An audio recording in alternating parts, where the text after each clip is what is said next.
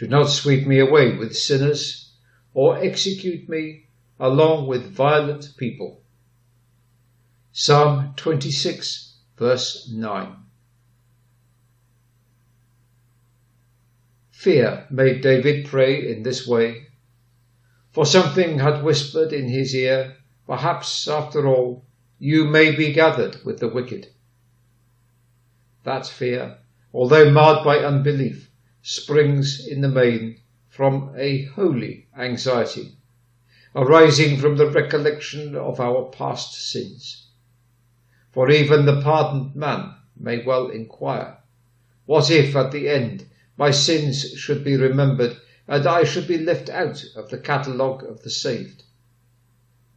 He recollects his present unfaithfulness, so little grace, so little love, so little holiness, and looking forward to the future, he thinks of his weakness and like the many temptations which beset him, and fears he will fall and become prey for the enemy.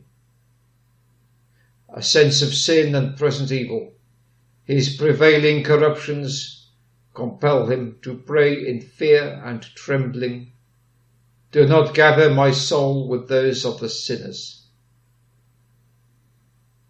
Reader, if you have prayed this prayer, and if your character be rightly described in the psalm from which it is taken, you need not be afraid that you will be gathered with sinners.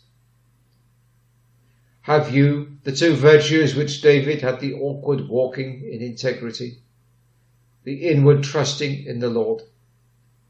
Are you resting on Christ's sacrifice? Can you compass the altar of God with humble hope?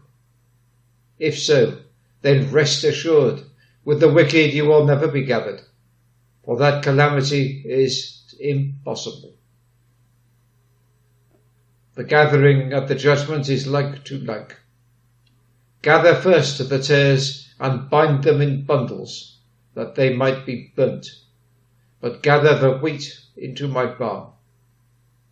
If then you are like God's people, you shall be with God's people. You cannot be gathered with the wicked, for you are too dearly bought. Redeemed by the blood of Christ, you are his forever, and where he is, there must his people also be. You are loved too much to be cast away with the reprobates. Shall one dear to Christ perish? It is impossible. Hell cannot hold you. Heaven claims you. Trust in that certainty and do not fear. Amen.